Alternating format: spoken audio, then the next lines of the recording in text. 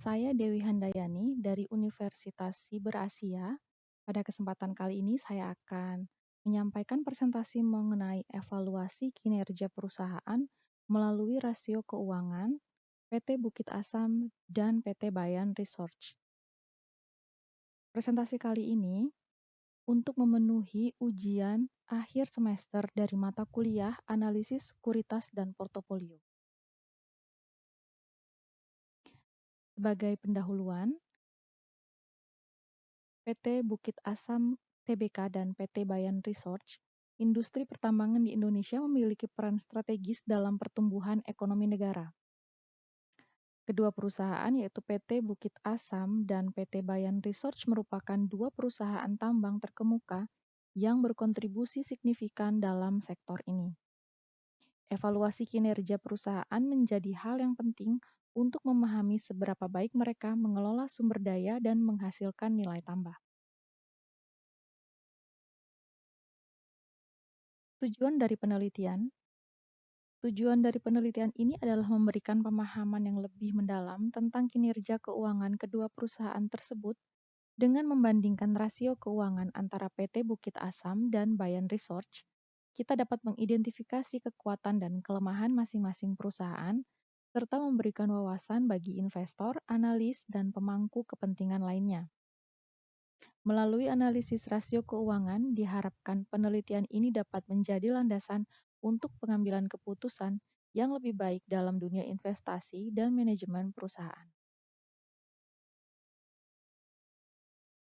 Kita akan membahas metodologi dan teknik analisis rasio keuangan. Salah satu metode yang umum digunakan untuk menilai kinerja perusahaan adalah analisis rasio keuangan. Rasio keuangan memberikan gambaran tentang aspek-aspek tertentu dari kesehatan keuangan suatu perusahaan seperti likuiditas, profitabilitas, dan efisiensi pengelolaan hutang. Dalam konteks ini, penelitian ini akan fokus pada evaluasi kinerja PT Bukit Asam dan PT Bayan Research menggunakan berbagai rasio keuangan. Ada metode analisa pertumbuhan, metode trend index, metode analisis rasio.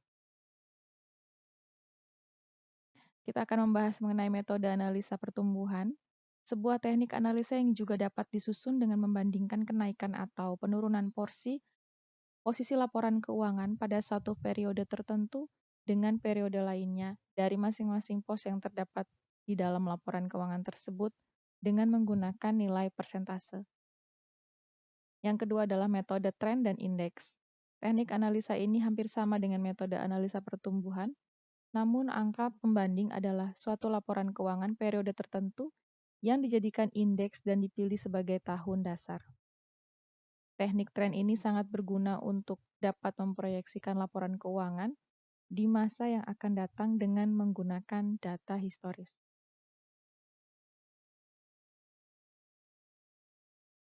Lalu yang digunakan untuk mengukur kinerja dari PT Bukit Asam dan juga PT Bayan Research yaitu metode analisis rasio.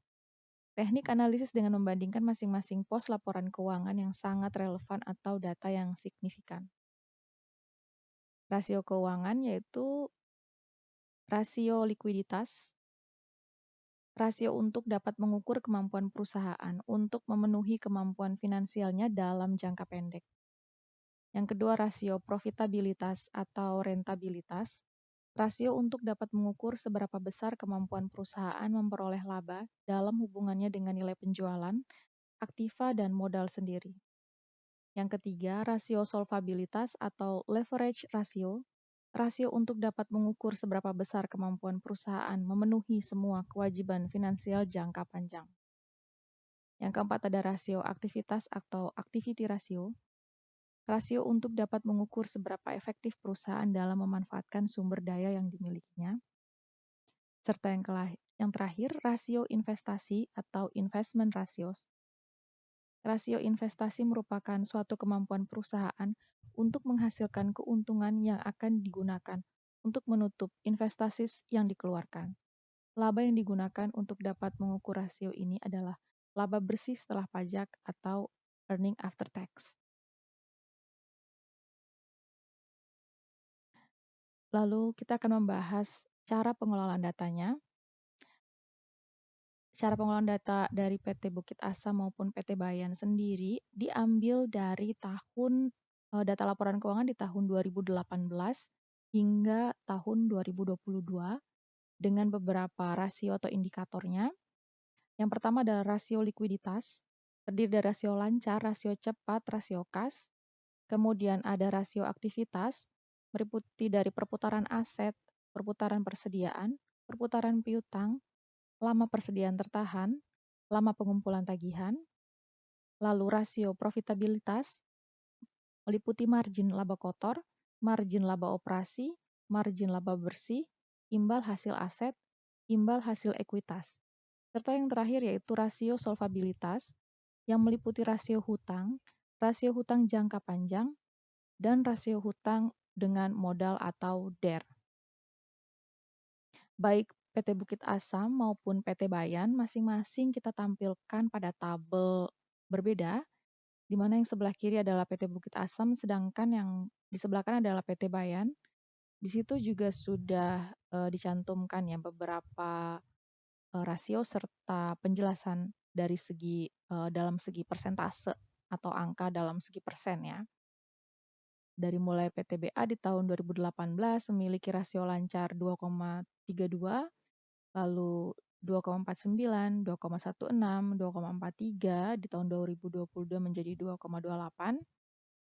Sementara untuk Bayan Research di 2018 hingga 2022 memang terdapat perbedaan juga dibandingkan dengan PT Bukit Asam. Lalu dari tabel pengukuran rasio dan data yang diambil adalah dari laporan keuangan masing-masing periode atau masing-masing tahun. Kita jadikan rata-rata atau average dari data 5 tahun tersebut, baik PT Bayan maupun PT Bukit Asam. Maka didapati data sebagai berikut, di mana dari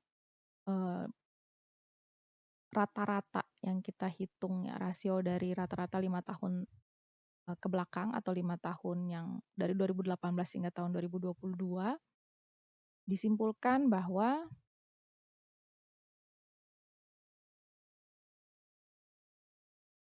hasil analisa laporan keuangan dan kesimpulannya, hasil analisa laporan keuangan dari tahun 2018 sampai dengan tahun 2022, PT Bukit Asam dan PT Bayan Resort, jika diambil rata-ratanya akan terlihat pada halaman yang sebelumnya tadi. Jika dilihat rata-rata rasio likuiditas, maka PT Bukit Asam lebih baik dibandingkan dengan PT Bayan. Namun jika dilihat dari rata-rata rasio aktivitas, terlihat PT Bayan lebih baik dari segi perputaran aset, perputaran persediaan, perputaran piutang, dan pengumpulan tagihan dibandingkan dengan PT Bukit Asam.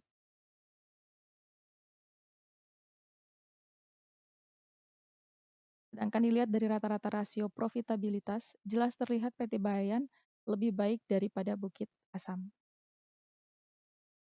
Di mana margin kotor, margin laba operasi, margin laba bersih, imbal hasil aset, imbal hasil ekuitas mengungguli dari PT BA.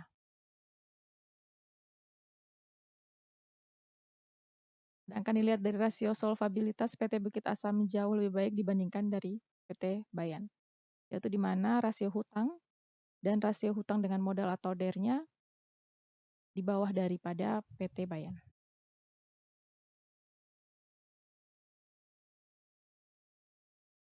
Sebagai kesimpulan, dari pengukuran masing-masing rasio yang diambil dari data rata-rata 5 tahun terakhir, kedua perusahaan baik PT Bukit Asam maupun PT Bayan memiliki kinerja keuangan yang sangat baik. Namun perbedaan signifikan pada rasio profitabilitas bahwa PT Bayan jauh lebih unggul jika dibandingkan dengan PT Bukit Asam. Demikian presentasi kali ini. Sekian dan terima kasih.